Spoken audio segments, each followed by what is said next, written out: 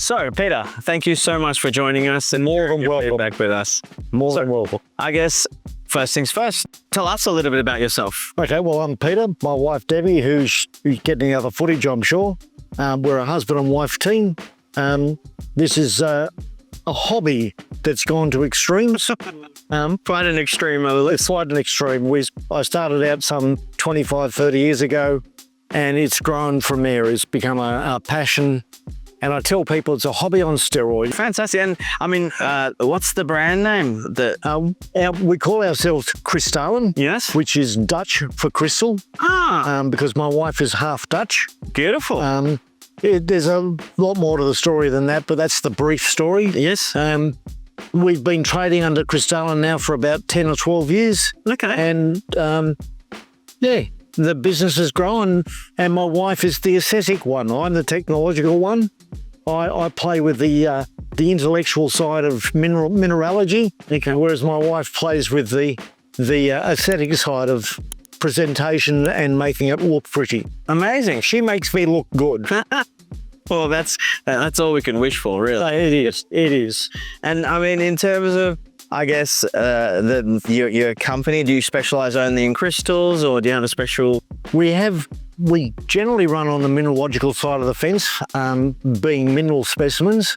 So we have, I say to people, everything from amber to zircon.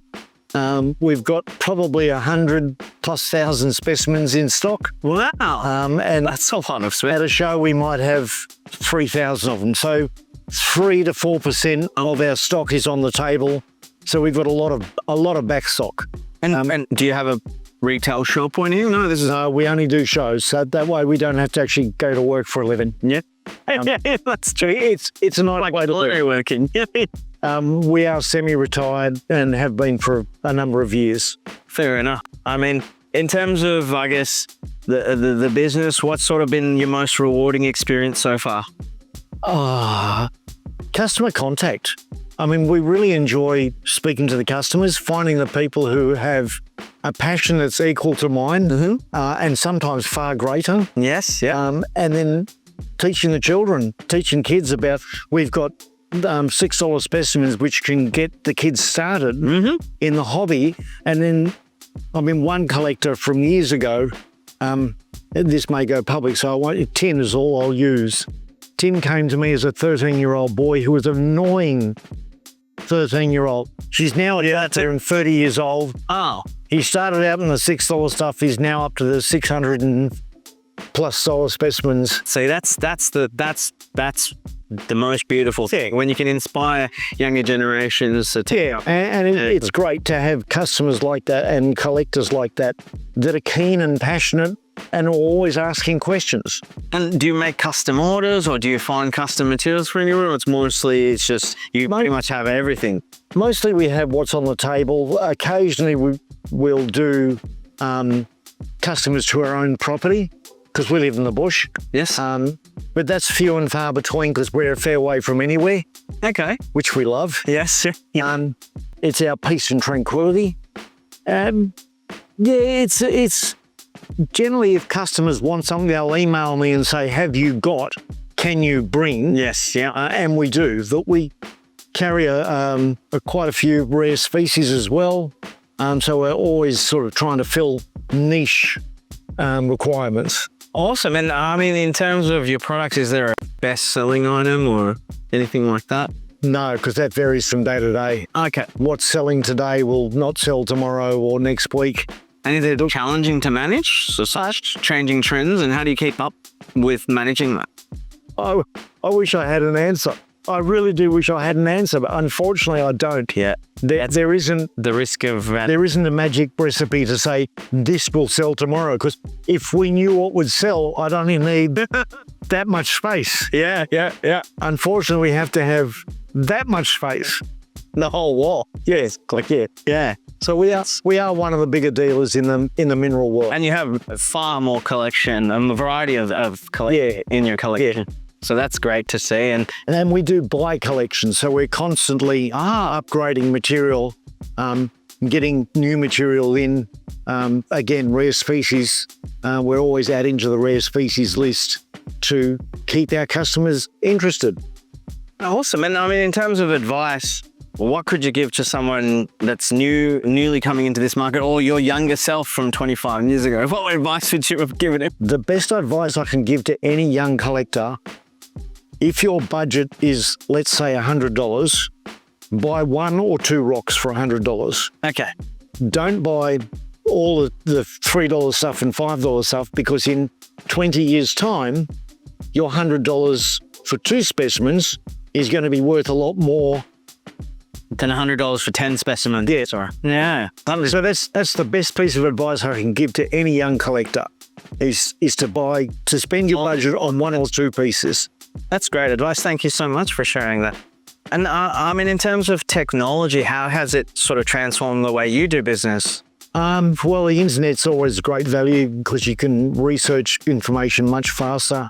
You can check good, bad, or indifferent on the market. You can compare prices generally a lot more easily. But there's also a lot of misinformation out there. That's a lot of very carefully photoshopped photos that one angle looks perfect. One angle looks perfect. I bought a specimen off the internet many years ago of a perfect paramorphite, and I got delivered, and the patch was that big on a specimen that big. So it was accurate, but it was inaccurate in the description. Yes. So the internet has its great advantage, but it has some great flaws as well. Yeah, you're spot on with that. But the information is out there, and if you know how to research the bit that you want, it's very good. And do you have a social media presence already? Yes, we have Kristallen is on Facebook. So we also have another business, and I'm going to give myself a little plug here. Australian Gem and Mineral Expos, Yep. A-Game Expos. We run shows in Sydney. Please look us up. We're happy to have new traders that contact us. I'll stop talking about that now. Yeah, we'll share that in the link below as well. We'll share that at the bottom of this video for you all to be able to click and be able to even join the other shows. You have around 10 around Australia, is that right? We run the largest indoor gem and mineral show in Australia. Fantastic. Anyway, please tell us a little bit more about that. Actually, yeah. Look, Australian Gem and Mineral Expos, A-Game Expos, started 20 odd years ago because when I got into the hobby, a couple of shows closed. So I had to replace those shows. Oh, wow. So I started running shows. And it's growing and growing and growing. You took it out of necessity. Yeah. So out of necessity, we started running a couple of shows. Dealers came with me.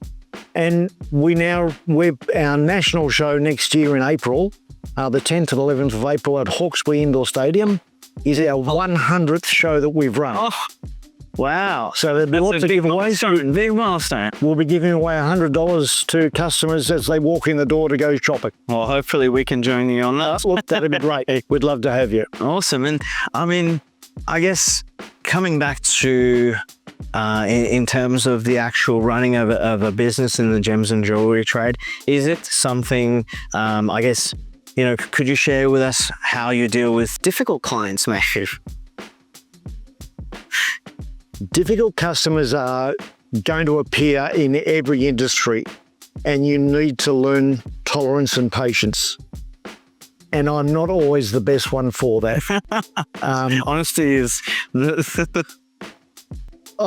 first step. I'm blunt with some customers, and I have a saying: all customers bring me pleasure. Most as they arrive, but some as they leave. Wow. I mean, it can be said about, it's just the way sometimes you just can't seem to find the right thing that the customer wants, and you just have to let it go. There are times when it's very trying, but you have to do the best you can, and most customers will observe what you've done to a particular customer's giving you a hard time and go, you handle that really well, or Peter, you might do this better. Yeah, absolutely. So, I mean, in terms of gems, what's the sort of most unusual stone you've ever handled? You get into rare species and you get some of them where there might only be 50 specimens in the world. And to have handled 1 or 2 of them it's really quite an honour. Yes. On the technical side, type localities and type specimens, and I'm not going to go into the depths of that, but I've handled quite a few over the years, and it's really quite... What is the specimen called, sir? Type. When you find a new mineral, let's pick a rock. Mm-hmm. This rock here, I mean, it's sulphur. Okay, cool. Where it was first found, Yes. to say that some person found this rock in this particular location, and it's the first time that rock's been found, that becomes the type location. Now I understand. Okay. Yes. But the very first piece There's a special piece. becomes the type specimen. The type specimen is the very first piece. Yeah, and that's the one that's identified. So we've identified this one, done a chemical analysis on it, and this is the type specimen. Well, there you go. And for every species, there can only be one type specimen. Yeah, because it's the first that was discovered and first look. And I'd had 13 of them over my career. That's quite a lot. That's huge for something that hadn't been discovered when everyone's out there looking at these. Well, they're old specimens. Some of them are 110 years old. But you still got able to handle it in your hands. Through my business, yeah. Yeah, what? And that's quite an honour. Yeah, absolutely. I mean, they're so rare. They are. It's that's quite an honor. And I guess if you had to choose any color sapphire, what color would you choose? Sapphire is a personal passion.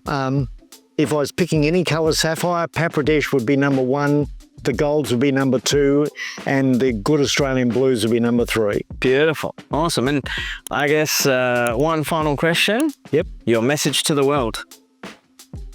Collect rocks. They're a lot of fun.